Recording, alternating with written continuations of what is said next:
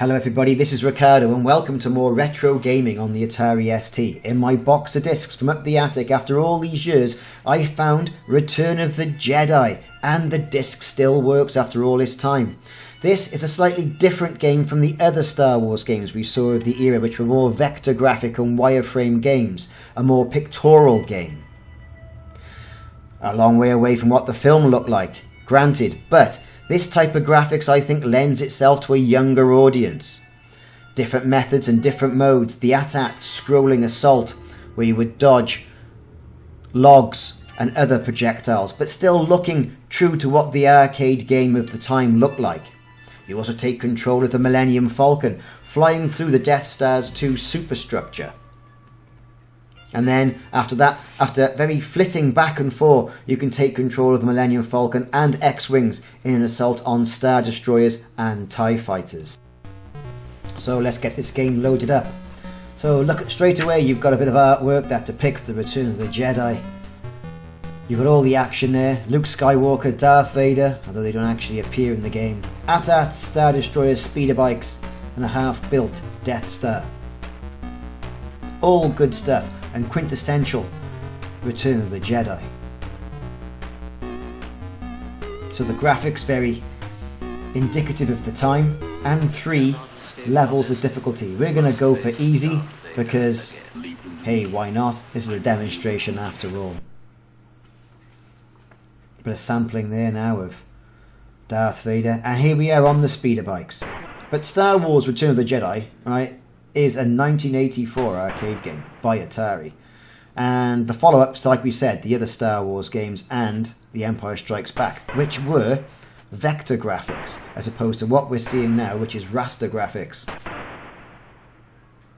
So home ports released of the arcade game were released by Domark Software for the Amstrad CPC, the ZX Spectrum, Atari ST and Commodore 64 and the Amiga in 1988.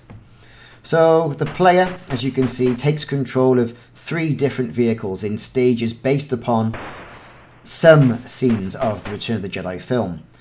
Gameplay is a 3/4 isometrically projected perspective and is broken into several stages, although I do find it, when we get to the space battles, a bit distracting where you flick back and forth between the attack on a Star Destroyer and whatever's going on inside the Death Star or on the forest moon of Endor.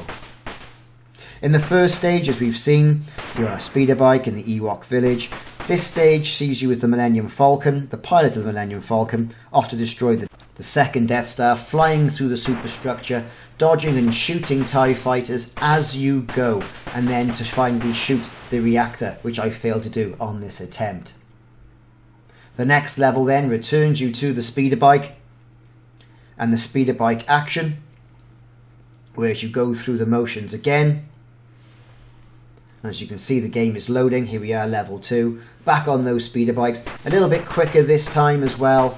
You know, you can still ram the speeder bikes off the screen and shoot with your death-dealing laser mounted on the speeder bike. I found the best way of getting a bit of extra fun out of this is to use the environment to kill the stormtroopers on those speeder bikes, ramming them into trees, ramming them off the screen, going through logs that have been placed on level 2, for example, that you can fly through that the stormtroopers can't match, going through traps where the Ewoks have set with logs on either side that will crush them when they come together, or as you can see there, 2 Ewoks holding up a piece of rope that the stormtroopers go through and then get garroted as they fly through at speed.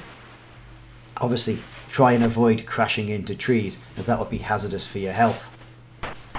So, a little bit quicker this time, though the end result and the end completion graphics for this are the same. When you do get to the Ewok village, it's exactly the same. You know, there's no difference there. There are only 3 major levels to this, I would say, or 4 major levels to this.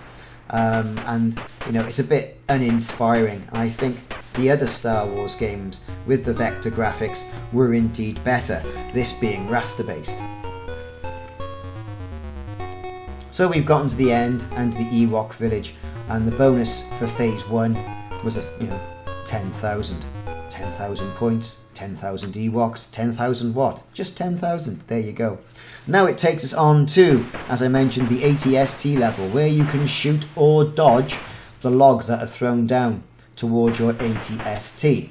Also, the Ewoks are there throwing rocks at you, because obviously they haven't worked out that you're on their side, and this is meant to be piloted by Chewbacca. It then flicks, like I mentioned, very irritatingly, to a little bit of a space shoot-'em-up with the Millennium Falcon and X-Wing fighters in a wing format. Then you're back again to your AT-ST, scrolling up the screen, dodging those logs that are thrown down against you, dodging other piles of logs. And then, as you progress up through this level, you're then going to be put onto the space scene again. You can shoot a shuttle, you can shoot more TIE fighters. Now you see it rather irritatingly switches back to the AT-ST level again. Though you can do some rapid firing, so you have to be pretty unlucky to get hit by one of those logs at this stage in the game. Moving up through the screen now, we're more than likely going to be presented with yet another switch back to the space battle mode. As you can see, nothing's happening. We're presented here with two AT-STs that's able to shoot and take one out. Oh look, there's a pile of logs. I don't know how particularly well this did in the arcades, but here we are, we're back to a space battle, and we seem to have lost one of our wingmen. It then switches back to the AT-ST again. We can't be too far. Oh look, and there's Han Solo. And he's lobbed something in and blown up the entire bunker. The Empire has been thwarted, everybody. Look at that. It was that easy. So now we're into the Millennium Falcon stage, flying through the superstructure. Now there's a few obstacles here, not only TIE fighters, whereas some gantries will fall on the Millennium Falcon if you're too slow, as you've just seen. The idea to circumvent this is either to avoid them altogether, which I didn't do for a second time, move out the way, like I said, or as you approach them, speed up. Now it's left to right scrolling motion. You can still bash those TIE fighters or TIE interceptors out the way. As you see, I speeded up as I went through that gantry. And the end result of this is not only to destroy the reactor, which is coming up very soon. Here it is. There we are, we've shot it. But it reverses the action again, which then reverses the controls and the motion. And you can see the death of that Death Star is following you. So the Death Star flame of destruction is following us through now as we attempt to get out, dodging those TIE fighters, and we're getting faster and faster, and I've crashed. You don't get a chance again to replay the level, unfortunately, but it puts you back into the position where you go through the speeder bike mission again slightly faster, more adversaries, a few more traps as well to avoid. Now it's important to mention that this isn't, I must stress, isn't an emulator or an image. This is a disc that was bought and is running on my Atari ST. No one is more surprised than me after all these years. I mean, I bought the machine I think back in 1988. That's 2017 now. You know, that's a good few years. And when you think about it, these things are built to last. And I've taken a tumble inside that hollowed out log. So, a good game. I'm not too enthralled with it over the first person pilot views that you get with the other Star Wars games and Empire Strikes Back, which I mentioned with vector graphics. But nonetheless, a worthy game, I think, of the era, and stands up pretty well against its arcade counterpart, which you can obviously play in your own home. I've been Ricardo, and thanks for watching.